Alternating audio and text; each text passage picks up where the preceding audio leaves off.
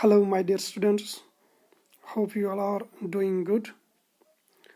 तो थर्मोडायनामिक्स जो हमारा टॉपिक चल रहा है इसमें हम आज स्टार्ट करेंगे the concept of reversible and irreversible process. तो डायरेक्टली हम आ जाते हैं इस टॉपिक पे। हम इसको एक कॉलम बनाएंगे हम, या एक साइड में हम लिखेंगे reversible process and reversible process will be represented short term में RP से हम इसको रिप्रेजेंट करेंगे and irreversible process by IP। तो यहाँ से हमारा नोटेशन जो है रहेगा RP एंड IP। तो सबसे पहले हम जो हमारी डेफिनेशन होती है जो हमें मालूम होनी चाहिए, जो NCERT की बुक में भी मौजूद है, उसके बाद हम आगे इसको अच्छी तरह से समझने की कोशिश करते हैं। हम रिवर्सिबल प्रोसेस एक ऐसी प्रोसेस को कहते हैं, सपोज एक ऐसी प्रोसेस जो एक सिस्टम को A से B स्टेट में लेता है and this process takes place in such a manner that it could be reversed by an infinitesimal change। infinitesimal change यानी एक बहुत ही ऑलमोस्ट नेग्लिजिबल चेंज आप कह सकते हैं इस सिस्टम में हम लाएंगे, इस प्रोसेस में हम लाएंगे and it could reverse itself. This is called as reversible process. And irreversible process बिल्कुल इसका अपोजिट है, that could not be reversed easily, जिसके लिए हमें एक ऑल टुगेदर डिफरेंट पाथ चाहिए। तो सबसे पहले हम स्टार्ट कर लेते हैं, इसके बाद आगे you write down point number 1। Reversible process can be reversed through the same path through which it has gone forward। It could be reversed through the same path through which it has gone forward। You write down a reversible process is one which could be reversed through the same path through which it has gone forward। Now what does that mean? It means simply that suppose we are going from A to B through some path and that path, वो path actually means what? path यहाँ पे होते हैं different conditions। suppose इसका volume V1 था, इसका pressure P1 था and इसका temperature T1 था। this is the path that we have chosen to take A from to B। यानी इस पाथ से हमने A को B की ओर लिया है। किस path? V1, P1 and T1। तो रिवर्सिबल प्रोसेस क्या होती है?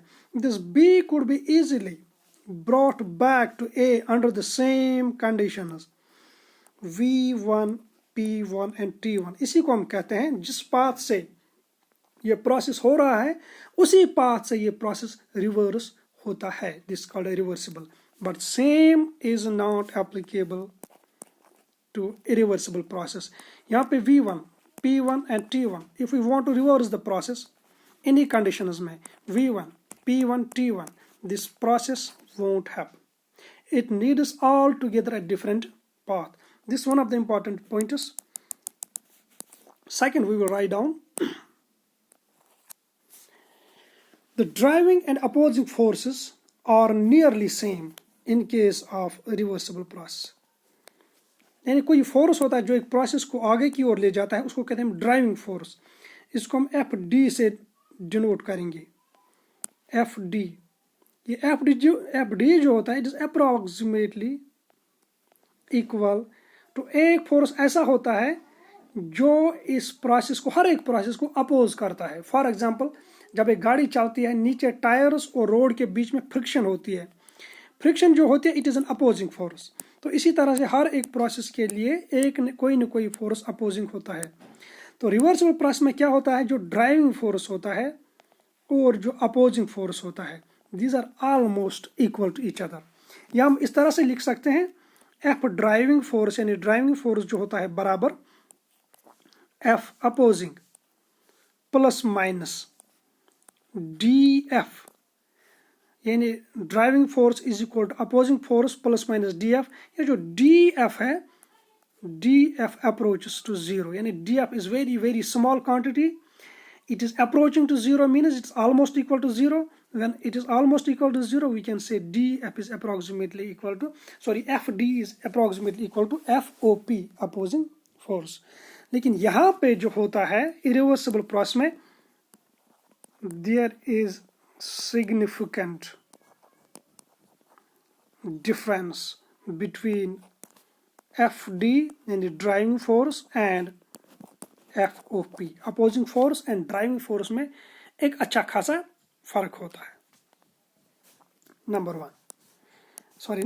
उसके बाद हम नेक्स्ट पॉइंट, इनको एक्चुअली जो रिवर्सिबल इरिवर्सिबल प्रोसेस में अच्छी तरह से समझ आनी चाहिए, क्योंकि आगे हमें इसके साथ बहुत काम है. So it may take us few more minutes than usual, लेकिन इसको समझना ठीक है, इंपॉर्टेंट है. नंबर 3, ये जो होती है reversible process RP, it takes place in infinite steps.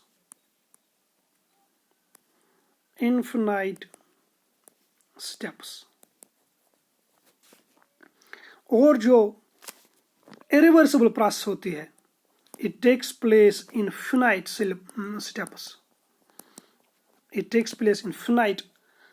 steps. हमारे इस थर्मोडायनामिक के कोर्स में usually all of these processes will take place in one single step. एक ही स्टेप में हो जाएंगी. Almost 90 to 95 या 95% of the cases, all the process will be completed in one step, single step. इसको मैं थोड़ा सा समझाने की कोशिश करूंगा यहाँ पे.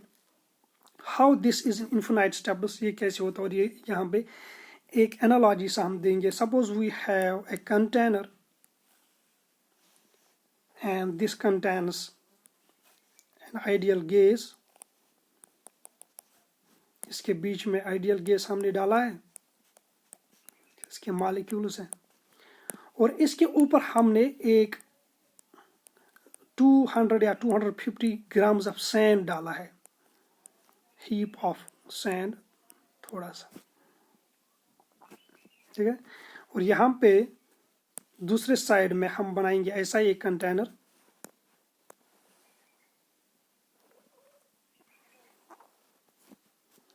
तो इसमें भी यही गैस है, इतना ही गैस मौजूद है जितना यहाँ पे मौजूद है. लेकिन यहाँ पे हमने सैंड जो है, सैंड की जगह पे एक छोटा सा स्टोन या बार, आप कहेंगे आयरन बार डाला है, ठीक है.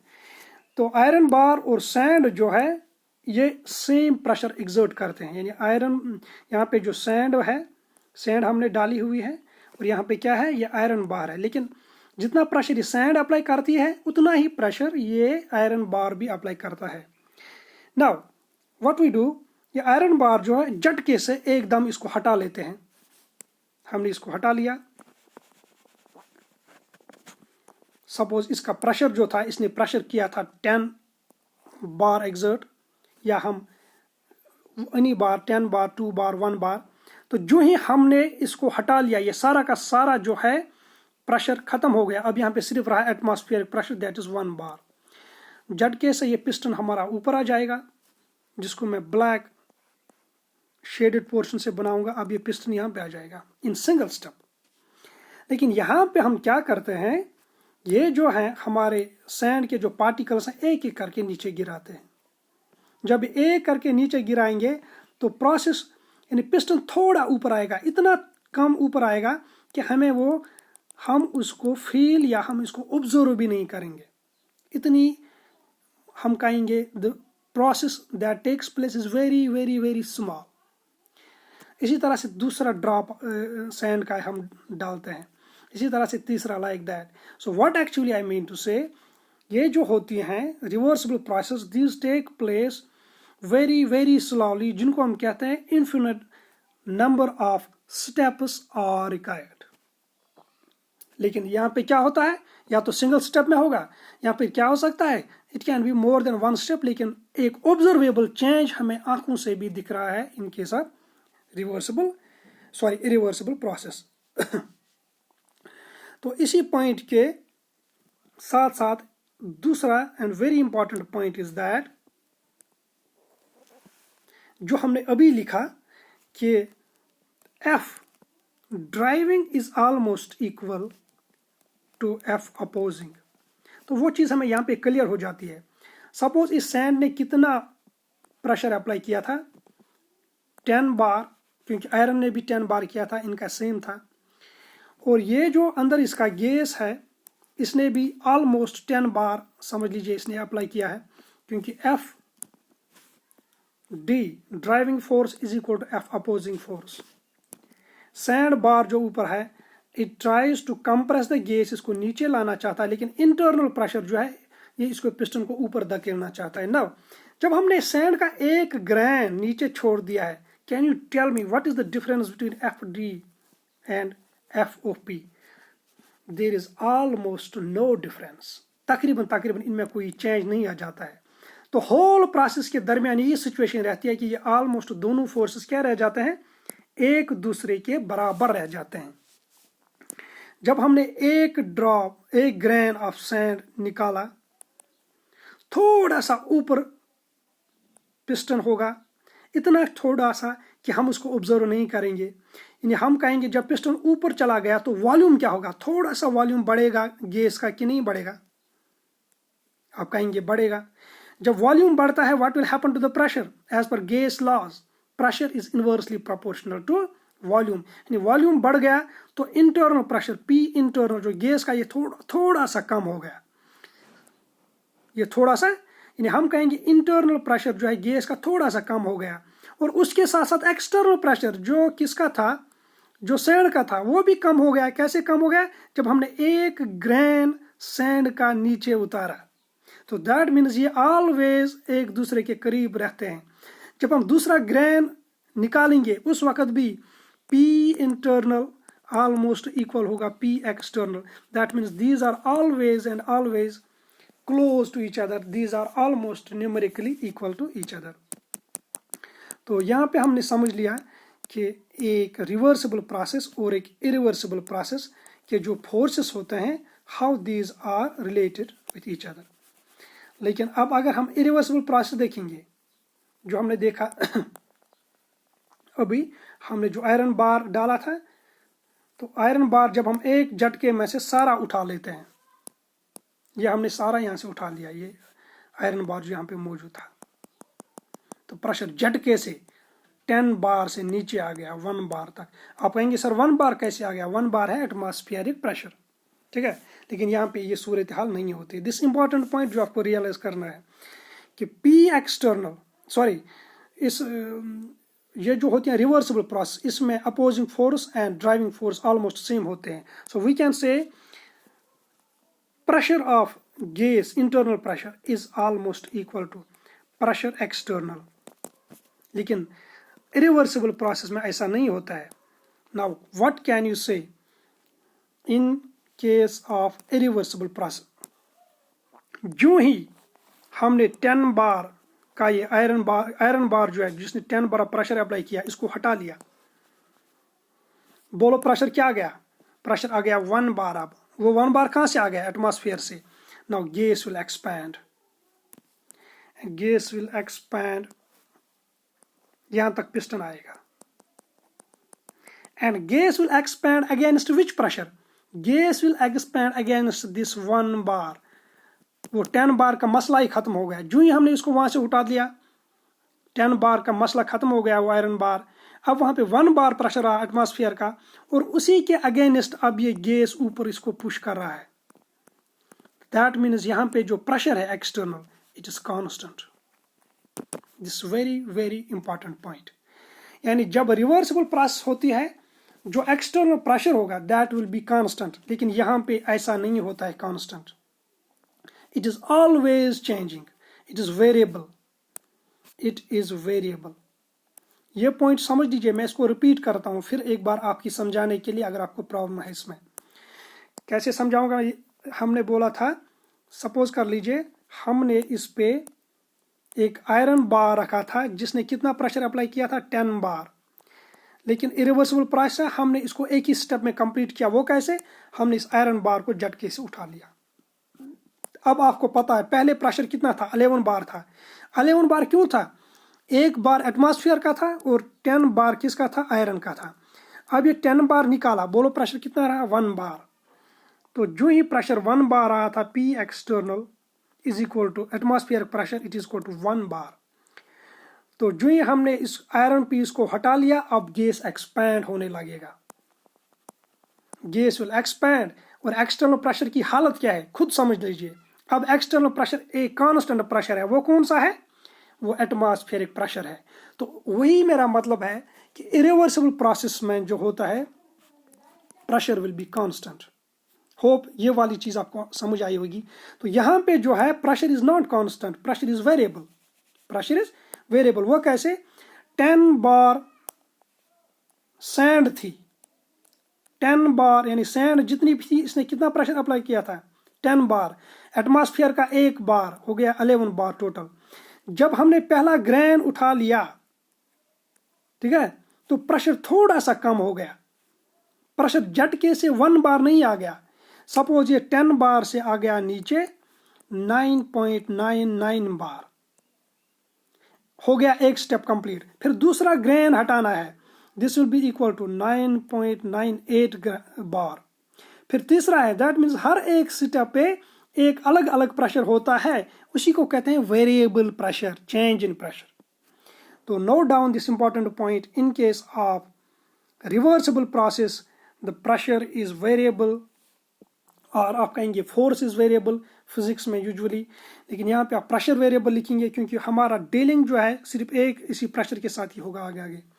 लेकिन जो इरिवर्सिबल प्रोसेस है, the pressure was constant, the pressure was constant. Okay, तो these are the main points of difference between irreversible and reversible process. तो एक और पॉइंट आप लिखेंगे, ये जो होती है reversible process RP, these are ideal processes, these do not take place in reality, and irreversible process are the real process, यानी नेचुरल प्रोसेस जो एक्चुअली हो रही हैं, those are irreversible process IPs। और these are ideal and imaginary। Reversible process क्या है, these are ideal and imaginary। इनके साथ हम स्टार्ट करते हैं बिकॉज साइंस का प्रिंसिपल ये हम सिंपल थिंग्स से स्टार्ट करते हैं to move towards complex things. तो यहाँ से हमें बहुत सारी चीज़ें मिलती हैं जिनको आगे फिर हम एक्सप्लेन करते हैं। These take place in infinite time। एक रिवर्सिबल प्रोसेस के लिए हमें टाइम कितना चाहिए, इन्फिनाइट टाइम। तो यहाँ पे जो है इट टेक्स फिनाइट, ये 1 सेकंड भी हो सकता है, ये 1 डे भी हो सकता है, 2 दिन भी हो सकते हैं, 7 दिन भी हो सकते हैं, लेकिन finite time, this is completed infinite time. अब आ जाइए, एक इंपॉर्टेंट पॉइंट लिख लीजिए आप इसमें,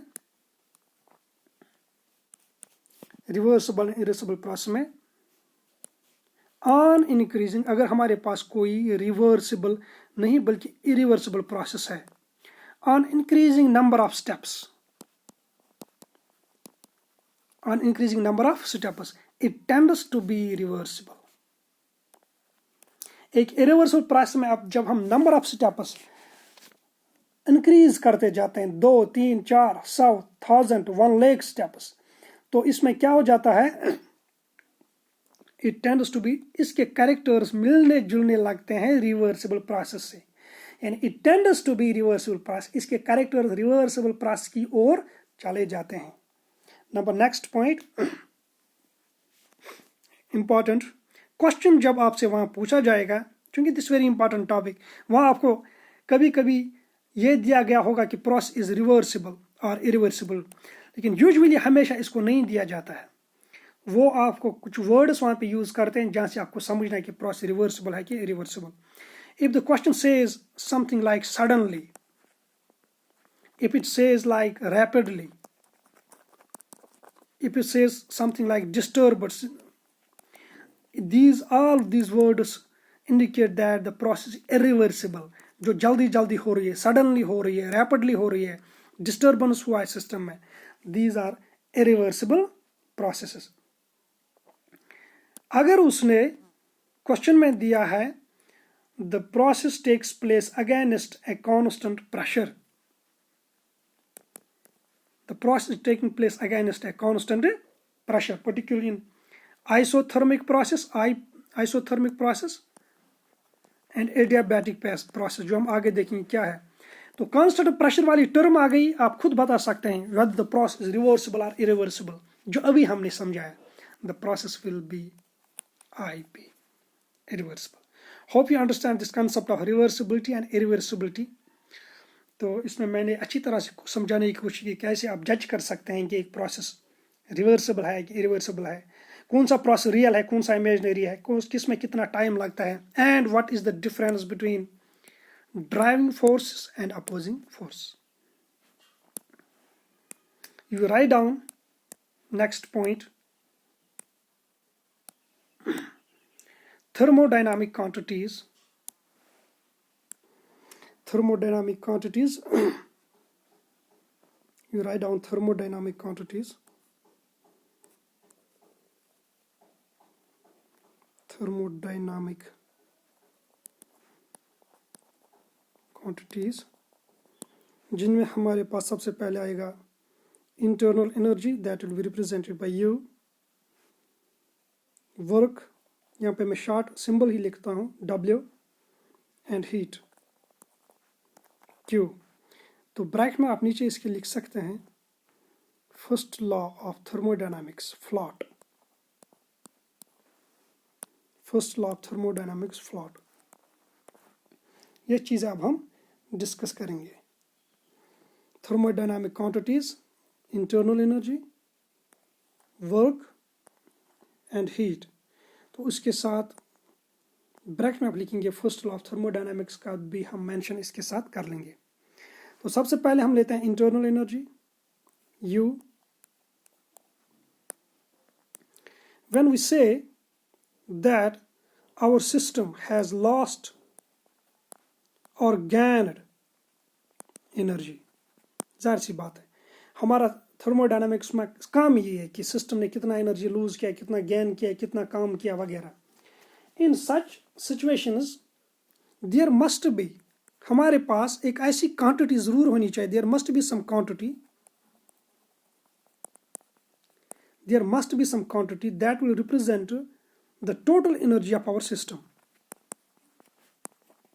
मैं इसको ऐसे समझाने की कोशिश करूंगा, जब हम कहते हैं कि हमारे सिस्टम ने कुछ एनर्जी लॉस्ट किया है या कुछ गेन किया है, ठीक है, it has lost some energy और it has gained some energy, तो हमें कैसे पता चलेगा कि कितना किया है, क्या किया है, किया भी है कि नहीं किया है। यह हमें तभी पता चलेगा जब हमारे पास कोई क्वांटिटी होगी, जो क्वांटिटी क्या करेगी, जो इस सिस्टम की टोटल एनर्जी के बारे में हमें बताएगा।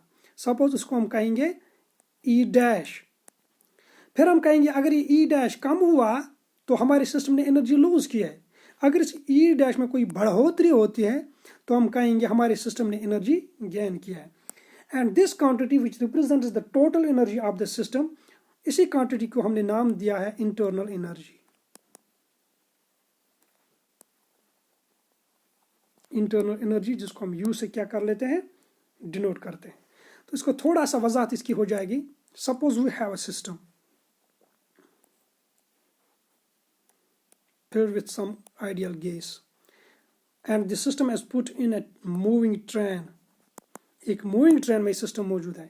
अगर मैं आपसे बोलूंगा what is the total energy of this system, we can write down it is the sum of kinetic energy, potential energy and one more kind of energy that I will represent by E dash.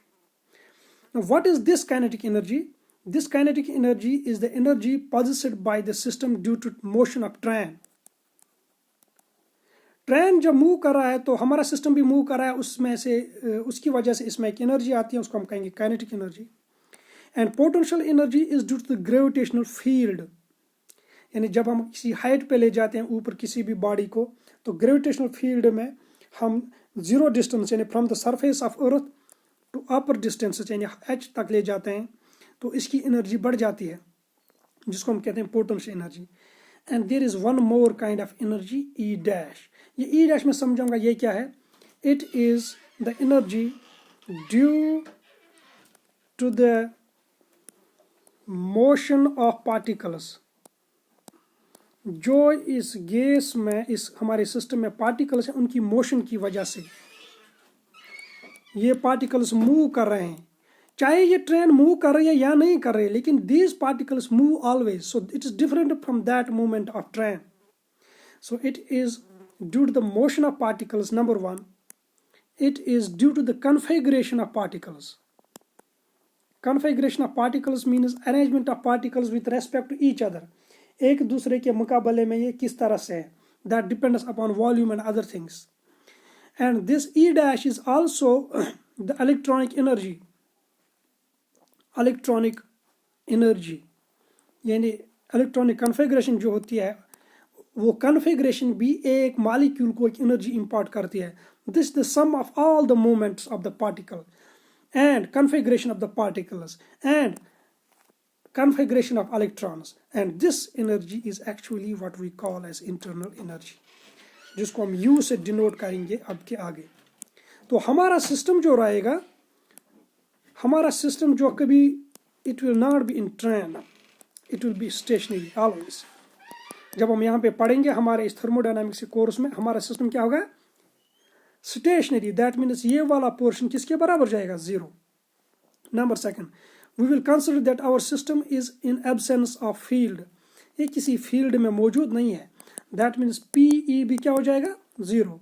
तो हमारे इस system का total energy क्या रहेगा, ई dash, जिसको हमने क्या बोला, इंटरनल एनर्जी, जिसको हमने यू से डिनोट किया है.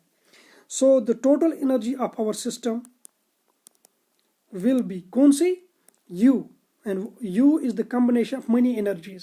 All the energies possessed by the molecules in terms of motion, in terms of configuration, in terms of electronic arrangement, and whatever is present in the molecules. This is denoted as U, and this is called as internal energy. अब ये जो U of a system, U of a system changes, ये note down कर लीजिए आप साथ साथ. मैं थोड़ा आहिस्ता इसलिए भी कभी कभी जाता हूँ ताकि you will note down the points. You will change, you change हो जाएगा. कैसे चेंज हो जाएगा, तीन तरीकों से. Number one, when work is done on और by the system. Work is done on और बाय द सिस्टम. जाहिर सी बात है, जब इंसान कोई काम करता है तो उसकी एनर्जी कम हो जाती है, और जब कुछ खाता पीता है तो इसकी एनर्जी बढ़ जाती है. तो इसी तरह हमारे सिस्टम के साथ भी यही चीज़ अप्लाई होती है. एनर्जी कैन, इसकी जो इंटरनल एनर्जी होती है, इट कैन डिक्रीज और इट कैन इंक्रीज.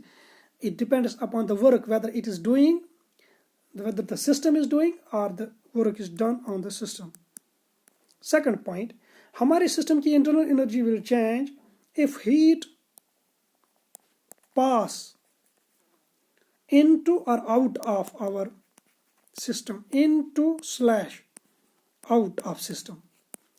अगर हीट जो है हमारे सिस्टम के अंदर चली जाएगी या हमारे सिस्टम से क्या जाएगा, बाहर, तो उस हालत में भी हमारे सिस्टम का यू चेंज हो जाएगा. एंड थर्ड, हम कहेंगे द थर्ड वे और means of changing the internal energy of the system is, matter जो होता है, amount of mass contained in our system, if some mass leaves our system or enters our system, तो उससे भी हमारे system की you जो होती है चेंज हो जाएगी. I hope you understand. मैंने क्या बोला कि हमारे सिस्टम की एनर्जी तीन तरीकों से चेंज हो सकता है. नंबर वन, वर्क, चाहे सिस्टम पे किया जाएगा चाहे सिस्टम करेगा. हीट, चाहे सिस्टम के अंदर चला जाएगा या सिस्टम से बाहर आ जाएगा. मैटर, चाहे सिस्टम के अंदर जाएगा या सिस्टम से बाहर आएगा. तो इन तीन चीज़ों से हमारे सिस्टम की जो है यू, इंटरनल एनर्जी, चेंज हो जाती है. नाउ हमारे सिस्टम्स इस थर्मोडायनामिक्स के कोर्स में हमेशा these will be closed systems. Closed system का क्या माने है, matter can neither leave nor enter the system. That means third option हम इसको यहाँ पे रूल आउट कर लेते हैं. थर्ड ऑप्शन से हमारे सिस्टम की एनर्जी चेंज अब नहीं होगी. Now there will remain only two factors, number one work and number two heat, जिनको हमें अच्छी तरह से पढ़ना है. तो इन्हीं पे कैलकुलेशंस, इन्हीं पे theoretical, whether theoretical, numerical questions, इन्हीं टॉपिक से हमसे पूछी जा सकती है फर्स्ट लॉ ऑफ थर्मोडायनामिक्स में। तो हम वर्क आप नोट डाउन कीजिए, हम वर्क के बारे में थोड़े से डिस्कशन आगे बढ़ाएंगे।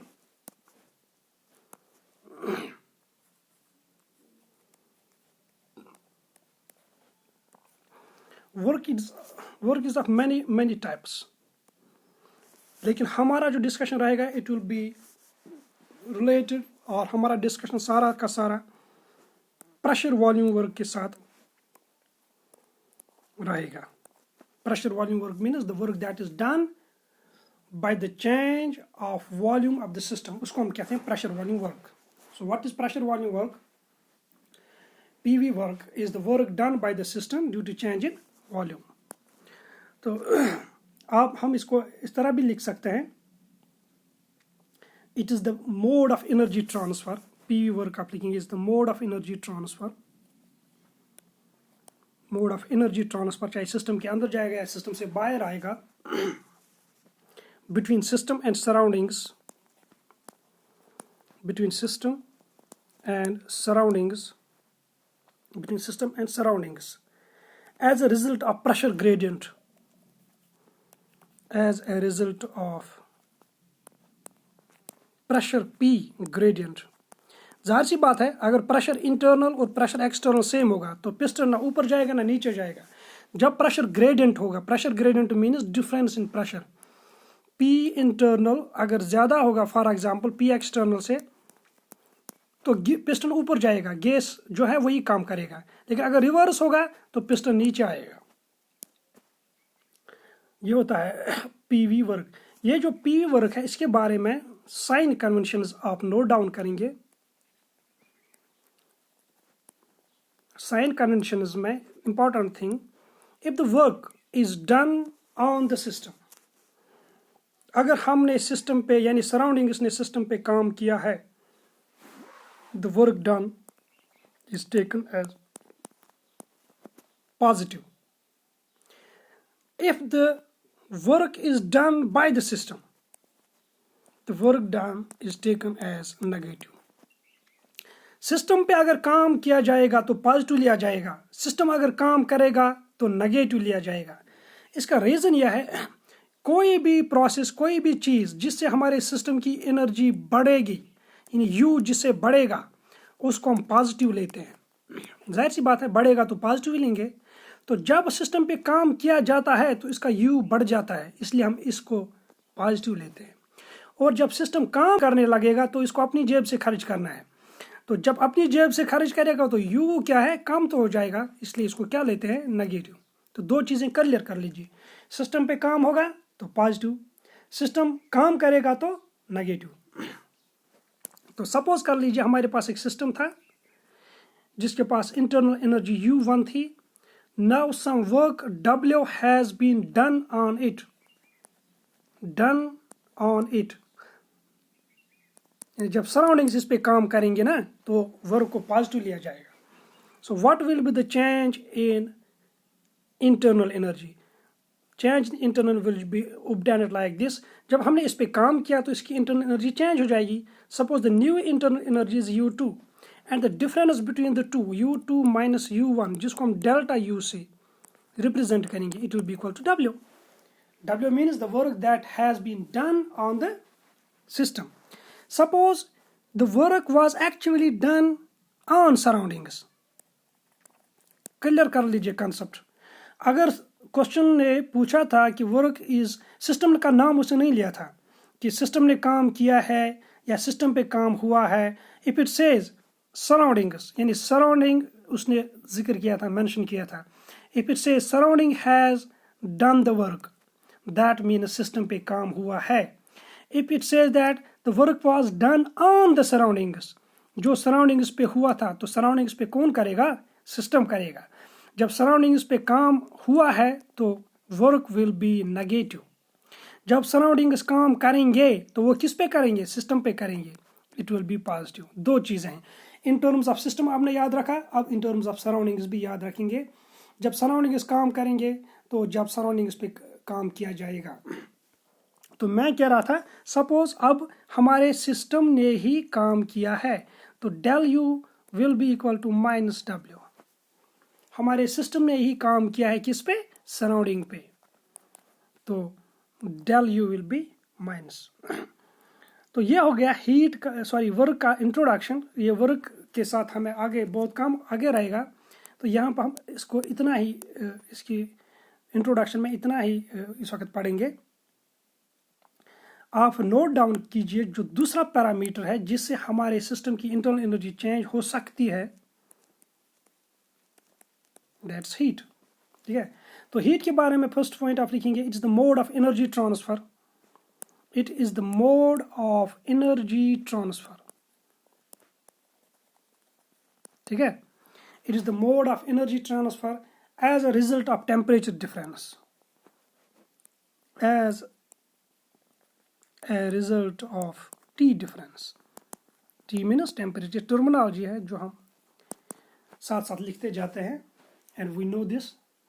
So heat is the energy transfer between the system and the surroundings as a result of energy transfer. Suppose कर लीजिए ये हमारा सिस्टम है, it is at 50 degree Celsius, इर्द गिर्द इसके सराउंडिंग्स है, those are at 30 degree Celsius. तो जाहिर सी बात है हमें मालूम है हीट कहाँ से कहाँ जाएगा। सो हीट इज फ्लोइंग, यानी एक्चुअली एनर्जी फ्लो हो रही है सिस्टम से सराउंडिंग्स की ओर, लेकिन ये कैसे ट्रांसफर हुआ, because of these temperature differences. अगर 50-50 होता, यहाँ पे भी 50 बाहर भी 50, या अंदर 30 बाहर भी 30, तो कोई ट्रांसफर एनर्जी का नहीं होगा। So heat is like a process, actually it's a process of energy transfer as a result of energy difference. अब सपोज कर लीजिए हमारा जो सिस्टम था इसने क्यू जूल्स ऑफ एनर्जी जो है एब्जॉर्ब किया है, तो what will be the total, इसने क्यू जूल्स एब्जॉर्ब किया है तो change in delta U will B plus. लेकिन अगर इसने रिलीज किया है, जाहिर सी बात है, now you can easily tell it will be taken as minus Q. जिस चीज से एनर्जी सिस्टम की बढ़ेगी that will be taken as positive, और जिससे घटेगी that will be taken as negative. अब इसको समराइज करते हैं। Suppose we have a system जिस पे हमने W काम किया है और जिसने Q एनर्जी हीट एब्जॉर्ब की है, the total change in internal energy will be equal to W plus Q। W plus Q, इतना काम हमने इस पे किया है और इतना हीट इसने एब्जॉर्ब किया है। This equation number 1 is called as mathematical statement of first law of thermodynamics. This is called as mathematical statement of first law of thermodynamics. इसका क्या मतलब है कि सिस्टम की एनर्जी चेंज किसके बराबर है, the work that has been done on it and the energy that has been given to it। यानी हमने इसको कुछ एनर्जी बाहर से दी है, सराउंडिंग्स ने इसको दी है और सराउंडिंग्स इस पे थोड़ा सा काम भी किया है, तो टोटल इसको जो मिला है वो ये है, और ये कहीं ज़ाया नहीं हो रहा है। It get stored as internal energy of the system, यानी सराउंडिंग्स ने कुछ एनर्जी दिया है वो ज़ाया नहीं होगा, that get stored in the system in the form of internal energy. So this is the surroundings energy and this is the system energy. ठीक है, तो सराउंडिंग्स जो एनर्जी आई है वो ज़ाया नहीं हुई है, वो कहाँ पे चली गई, सिस्टम में। तो system plus surroundings is equal to universe, ये हमें पता है, ये हमने पढ़ा है पहले। तो अगर हम इस फर्स्ट लॉ ऑफ थर्मोडायनामिक्स को एक्सप्लेन करना चाहेंगे, the energy of an isolated system is constant. Energy of an isolated system is constant. जब हमारे पास एक आइसोलेटेड सिस्टम होता है इसकी एनर्जी जो है it's always constant, it does not change. System plus surroundings is equal to universe and universe is a close, हम कहेंगे एक आइसोलेटेड सिस्टम है। Universe is an isolated system, सारा का सारा यूनिवर्स आइसोलेटेड सिस्टम। यहाँ से सराउंडिंग्स ने एनर्जी दिया है, इसकी एनर्जी कम हो गई लेकिन सिस्टम की एनर्जी बढ़ गई है, that means total energy suppose 10 joules दिया था, इसके 10 जूल्स कम हो गए थे, इसकी 10 जूल्स बढ़ गई है, तो टोटल एनर्जी 10 × 10 यानी नेट चेंज इज 0। यानी सिस्टम जो है इसमें कोई यूनिवर्स जो है दैट्स एन आइसोलेटेड सिस्टम, इसकी एनर्जी में कोई चेंज नहीं हुआ है। तो यूनिवर्स की एनर्जी ना कभी बढ़ती है ना घटती है, इट इज ऑलवेज कांस्टेंट। और यूनिवर्स के दो हिस्से हैं, surroundings plus system. As simple as anything is equal to universe. Universe की कभी एनर्जी ना बढ़ती है ना घटती है। इसी तरह से इसकी एनर्जी कांस्टेंट है, मैटर इसका कांस्टेंट है, उसको हम आइसोलेटेड सिस्टम कहेंगे। तो energy lost by surroundings is gained by system और lost by system is gained by surroundings. तो टोटल एनर्जी यूनिवर्स की सेम रह जाती है। वही हमने लिखा है, energy of an isolated system is constant. तो this is the first law of thermodynamics. इसमें एक एक्सरसाइज ऑफ, एक दो एक्सरसाइज नहीं बल्कि एक दो पॉइंट्स हम लिखेंगे। सपोज कर लीजिए heat is released, Q is released and work is done on the system. W work is done, Q heat is released. At that time हमारा जो फर्स्ट लॉ ऑफ थर्मोडायनामिक्स है, delta U will be equal to Q is released, it will be equal to minus Q. Work is done on the system, W. ये questions कभी कभी पूछ लेते हैं, ये हमें आगे भी चाहिए। Now suppose Q heat is released and W work is done by the system.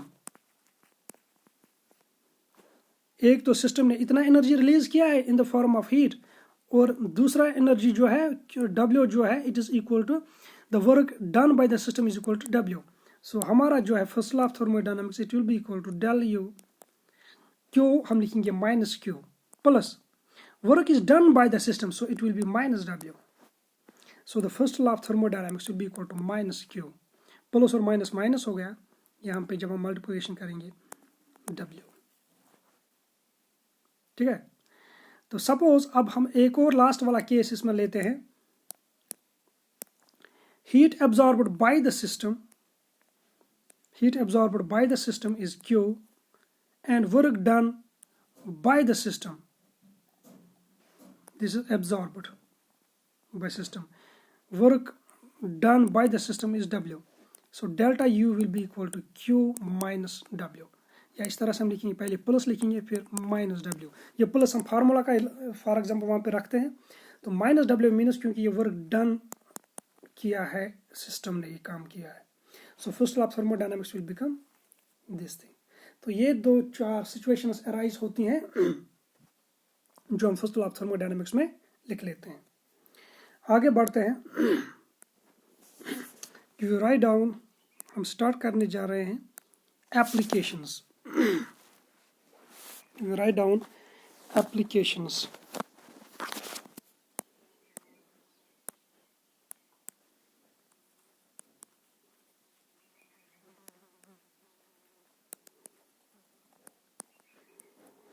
Application हमें क्या पढ़ना है कि सिस्टम ने कितना काम किया है, कितनी एनर्जी एब्जॉर्ब हुई है, कितना चेंज आया इसके U में, W Q, जो प्रैक्टिकली भी हमें चाहिए एक सिस्टम से। फॉर गाड़ी चल रही है, पेट्रोल कितना खर्च किया है, पेट्रोल ने कितनी एनर्जी रिलीज किया है, उस एनर्जी रिलीज में से काम कितना किया है सिस्टम ने।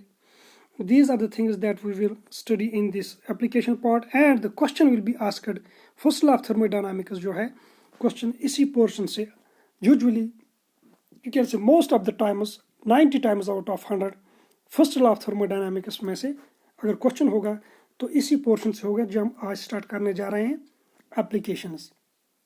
ऐसा नहीं है कि बाकी पोर्शन जो हमने पढ़ा extensive, intensive, reversible, irreversible, state function, path function वगैरह, उन पे भी क्वेश्चंस रहते हैं। तो सबसे पहले हम इसमें क्या करेंगे, work.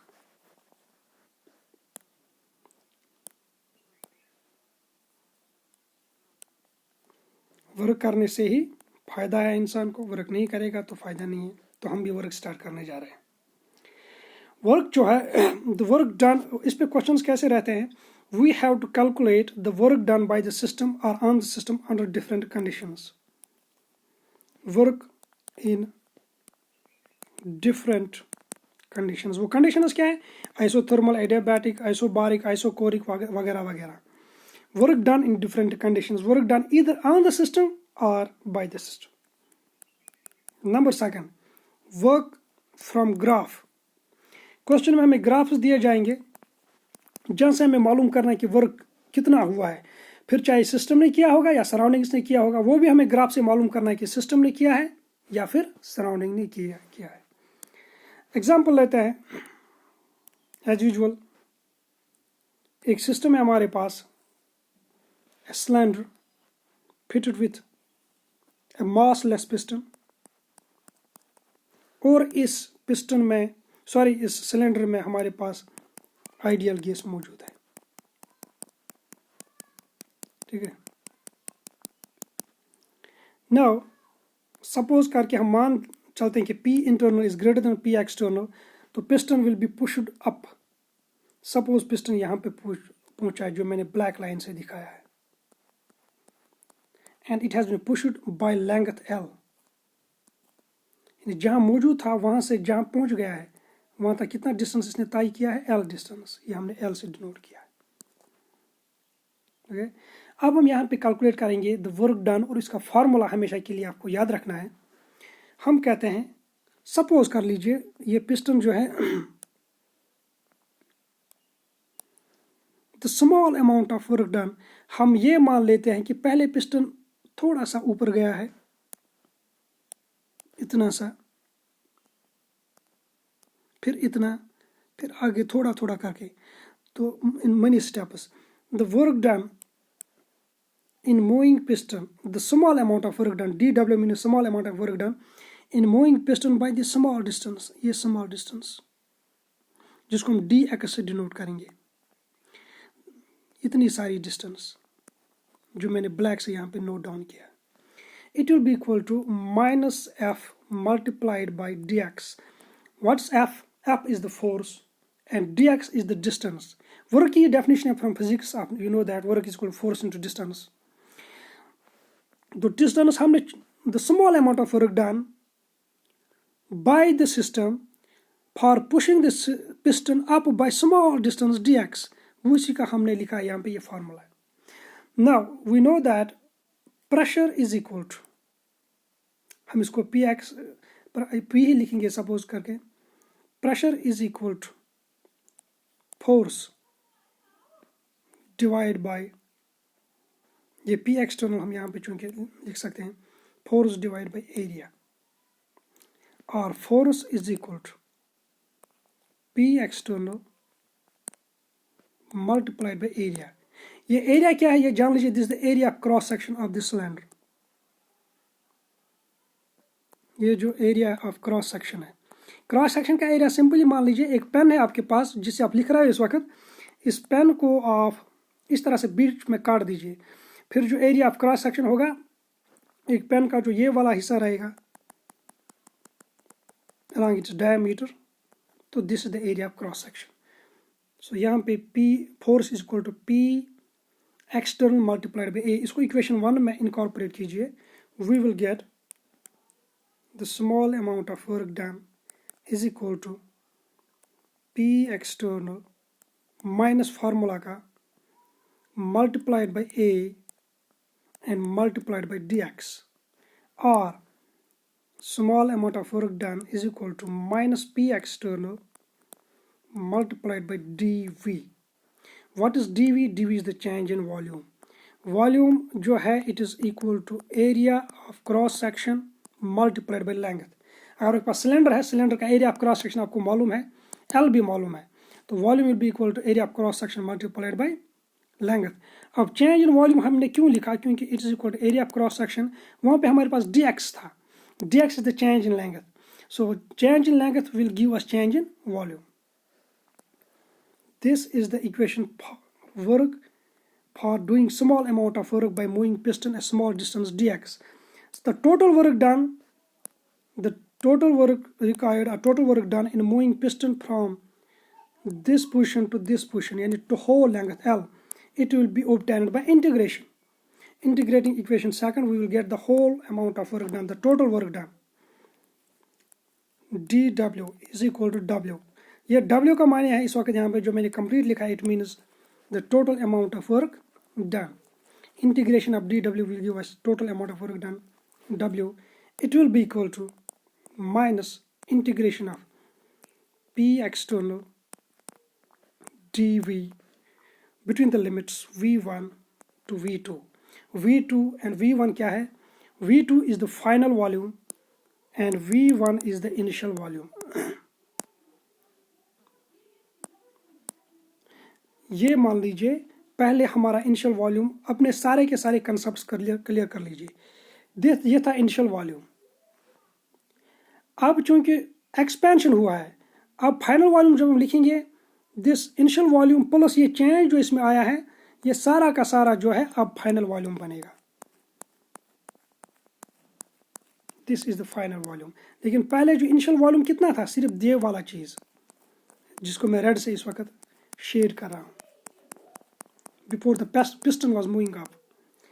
So V2 is the final volume and V1 is the initial volume. ये इक्वेशन आप हमेशा के लिए याद रखेंगे। W is equal to minus integration of V1 से लेके कहाँ तक V2, P external multiplied by DW। इस इक्वेशन से हम हर कोई वर्क डन जो है निकाल सकते हैं। अब यहाँ पे रहा मसला माइनस साइन कहाँ से आ गया। यूजुअली आप फिजिक्स में पढ़ते हैं work is equal to force into distance, minus नहीं होता है।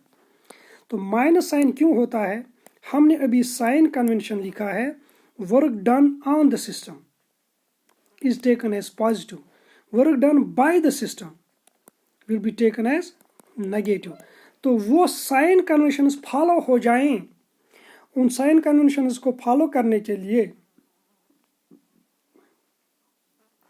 इन साइन कन्वेंशंस को ऑब्टेन करने के लिए माइनस आ जाता है पहले, तो उसके बाद आता है integration of P external and DW।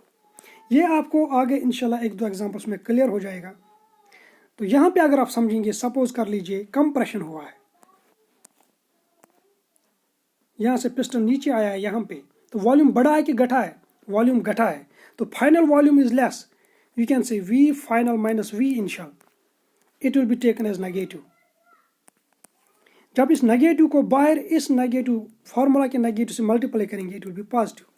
That means work done on the system, contraction कब होगा, जब काम किया जाएगा सिस्टम पे, we will get a positive work and that is the sign convention, work done on the system is positive.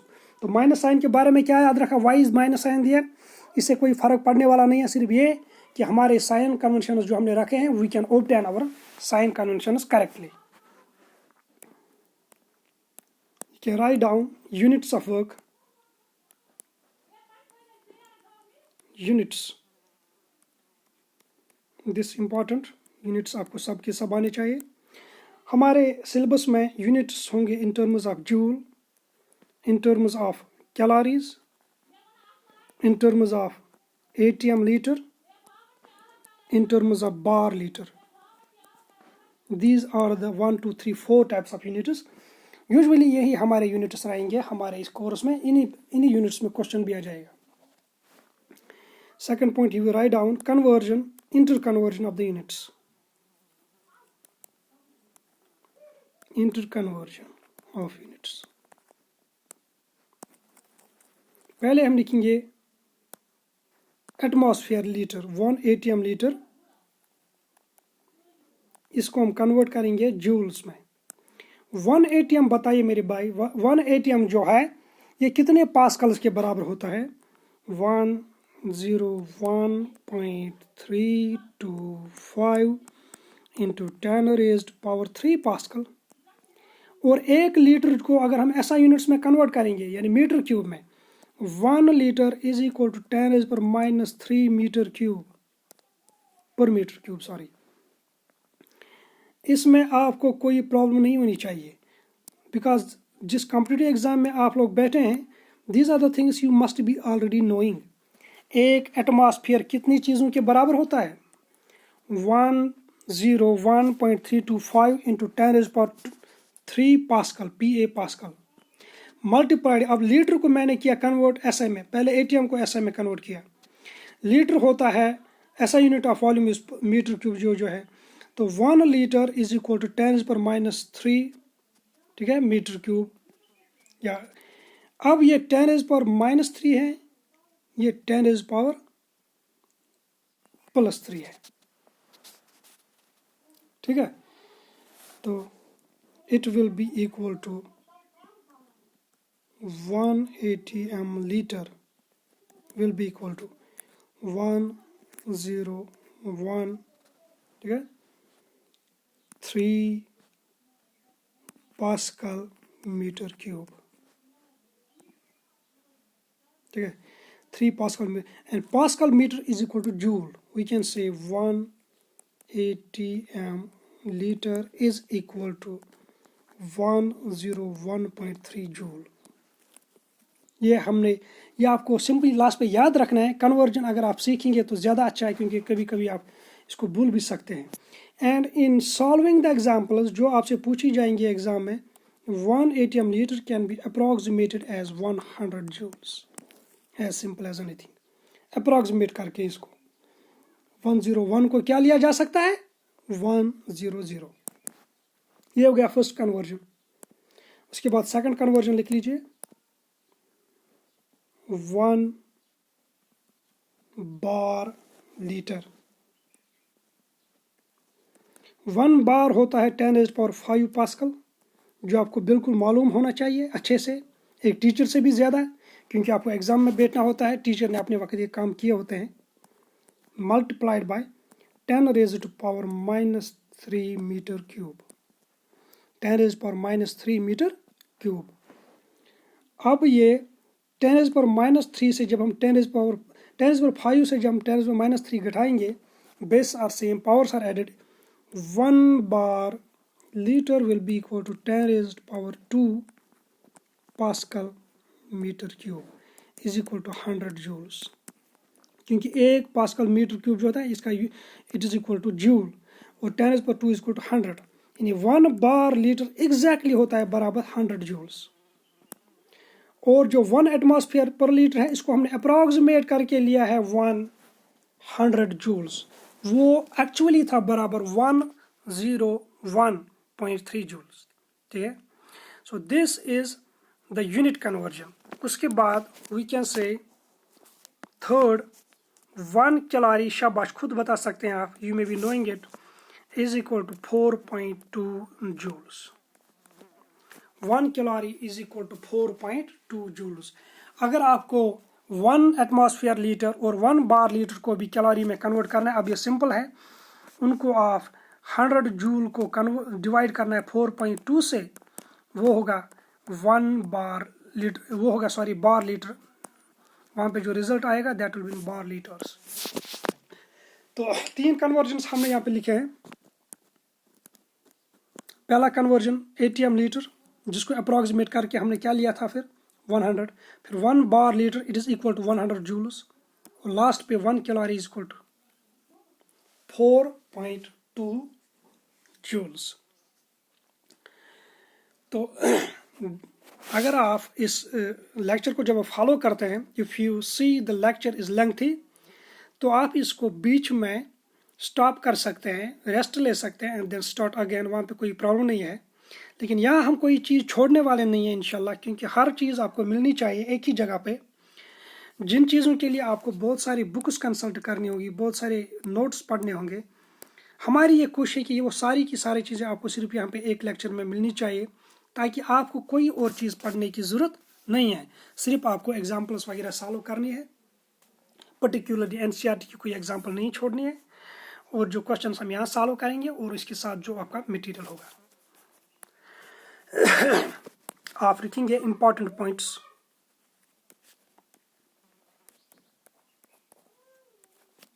Important points में number हम लिखेंगे, वर्क इज 0 व्हेन, 2 कंडीशंस में वर्क 0 हमारा बन जाता है। Number 1, when change in volume is 0, when change in volume is 0, that means हम कहेंगे V इज कांस्टेंट K। जब वॉल्यूम एक सिस्टम का चेंज ही नहीं होगा, उस वक्त वर्क क्या होगा, 0 होगा। अब वॉल्यूम कांस्टेंट जो है, आपके क्वेश्चन पूछने वाला हमेशा ये नहीं बोलता है कि वॉल्यूम इज कांस्टेंट, वो आपको 2 तरीकों से बोलेगा कि वॉल्यूम इज कांस्टेंट, जो आपको मालूम होना चाहिए। वो बोलेगा the process is taking place in a rigid container.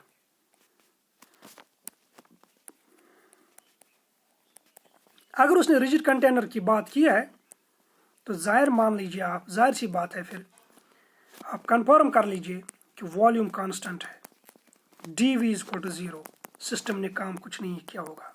क्यों? Work is equal to integration of minus P external D we.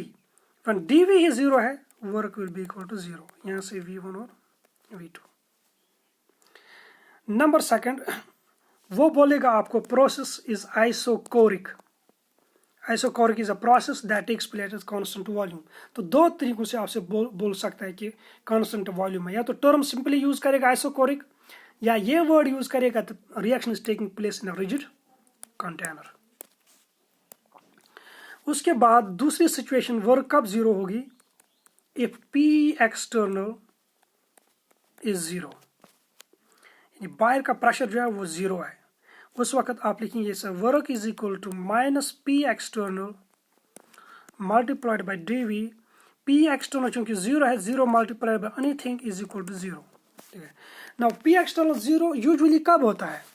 When the gas, you write down, when the gas expands in vacuum.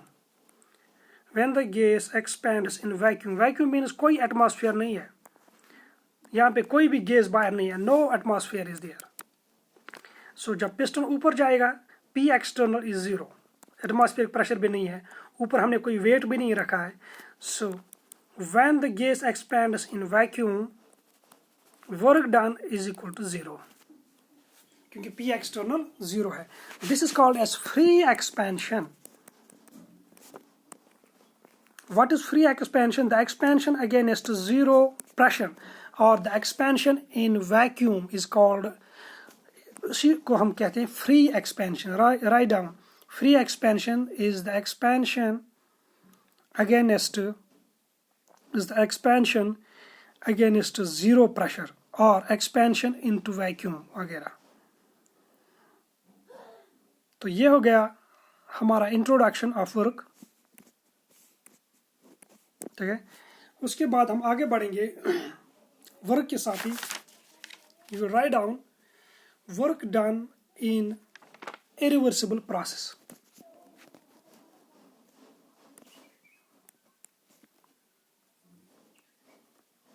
Work done in IP। what is IP? Irreversible process. Work done in IP, irreversible process.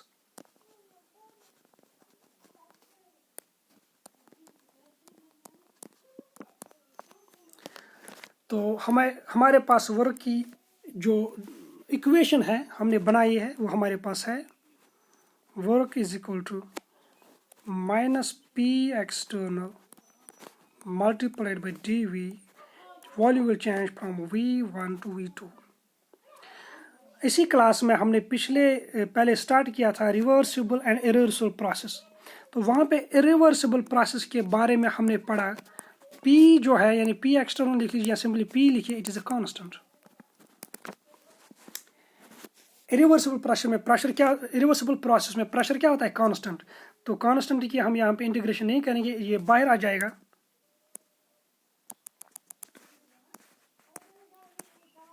We will have work is equal to minus P external dV, volume will change from V1 to V2, or work is equal to minus P external V2 final volume minus initial volume, or work is equal to minus P external into delta V। ये delta U नहीं है, it's delta V। This is the expression of work when the process is irreversible. When the process is irreversible. Irreversible process में हमेशा आप यही एक formula याद रखेंगे। आगे हम देखेंगे इसमें कोई चेंज होगा तो उसको टाइम पे बताएंगे आपको। तो irreversible process में the work done will be equal to minus P external multiplied by delta V. Delta V is the change in volume is equal to final volume minus initial volume। उसके बाद आगे बढ़ेंगे work done in reversible process. Work done in reversible process.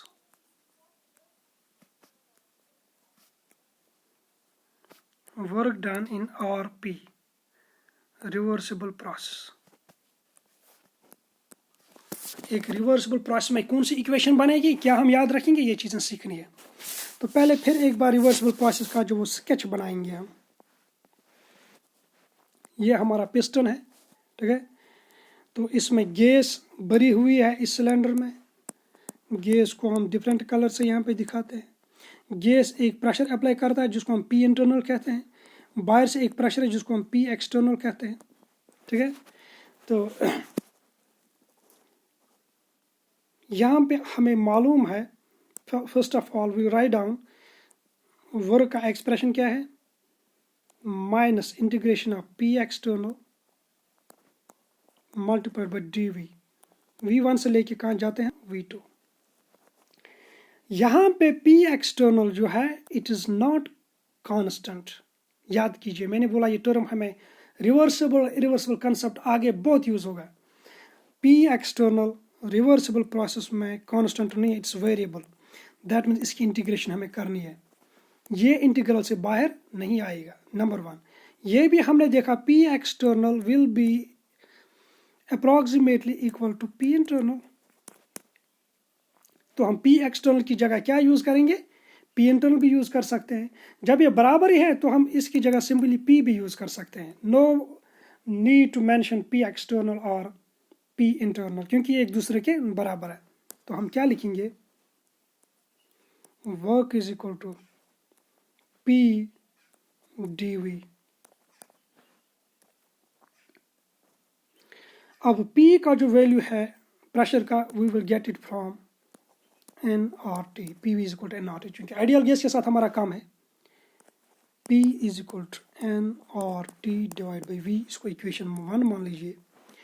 Substituting the value of P in equation 1, we will get W is equal to minus nRT dV divided by V, ठीक है। यहाँ से V1 से हम कहाँ गए हैं, V2। This is the equation of work for reversible process। Difference देख लीजिए, वहाँ पे आपने सिंपल लिखा P external multiplied by delta V, आगे बाहर माइनस। लेकिन यहाँ पे बिल्कुल दूसरी इक्वेशन बनती है, nRT multiplied by dV by V। ना एक कंडीशन हम लगाएंगे, suppose T is constant. Constant means isothermal process. जब टेम्परेचर कांस्टेंट होगा तो प्रोसेस क्या है, isothermal. That means N is constant, R is constant, T भी कांस्टेंट है। अब इसकी इंटीग्रेशन नहीं होगी, we write down W is equal to minus nRT, bracket में रहेगा dV divide by V। V1 से लेके कहाँ तक, V2 तक जाते हैं, और W is equal to minus nRT ln of V2 divide by V1। This is the equation you have to remember for reversible process जो isothermal है। reversible process जो isothermal है।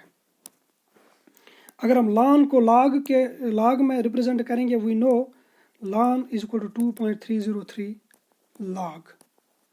तो हम उस इक्वेशन को लिख सकते हैं, W is equal to minus 2.303 nRT log of V2 divide by V1। ये इक्वेशंस आपको कुछ याद रखनी है, 4 से 5 इक्वेशंस, बहुत ही इंपॉर्टेंट। पहले आपने रिवर्सिबल इरिवर्सिबल प्रोसेस के लिए बहुत सिंपल सी इक्वेशन है। अब ये रिवर्सिबल प्रोसेस है और आइसोथर्मल है, तो उसके लिए आपको इक्वेशन हमेशा याद रखनी है। Work done is equal to minus 2.303 nRT log of final volume divide by initial volume. Suppose करके V1 और V2 नहीं दिए गए हैं, P1 एंड P2 दिए गए हैं, P1 एंड P2 दिए गए हैं, then our equation will become work is equal to minus 2.303 nRT log of P1 divided by P2। in terms of volume क्या है, W is minus 2.303 nRT log of V2 divided by V1। Final volume ऊपर, नीचे नीचे है initial volume. यहाँ पे initial pressure ऊपर है और फाइनल प्रेशर नीचे है। ये कैसे? ये ऐसे P1 V1 is equal to P2 V2 और P1 डिवाइड बाई P2, ये P यहाँ पे लाएंगे और ये V यहाँ पे लेंगे, V2 is equal to V1, यानी V2 डिवाइड बाई V1 किसके बराबर आ गया है? P1 डिवाइड बाई P2, वही हमने यहाँ पे किया है। V2 डिवाइड बाई V1 की जगह हमने क्या लिखा? P1 डिवाइड बाई P2, जो हमने यहाँ पे हासिल किया है। Hope you understand it. आपके पास दो इक्वेशंस यहाँ पे बनती हैं W की, in terms of pressure and in terms of volume. -2.303 N और T log of initial pressure divide by final pressure. Volume होगा तो ये सारी की सारी चीज़ें सेम, यहाँ पे सिर्फ final volume divide by initial volume. This the work done, जो हम कैलकुलेट करेंगे फ्रॉम इक्वेशंस। मैंने बोला we have to determine the work from graphs as well. तो यहाँ तक हमने ये जो इक्वेशंस याद लिखी हैं, जो आप याद रखेंगे, याद रखनी भी ज़रूरी है, इनसे हम वर्क निकाल सकते हैं थ्रू कैलकुलेशंस, लेकिन हमें वर्क निकालना होता है फ्रॉम ग्राफ्स एज वेल। तो the work from graphs will be इंशाल्लाह इन द नेक्स्ट, जो नेक्स्ट हमारा क्लास रहेगा उसमें हम वर्क फ्रॉम ग्राफ्स लिखेंगे। Till then take care, bye.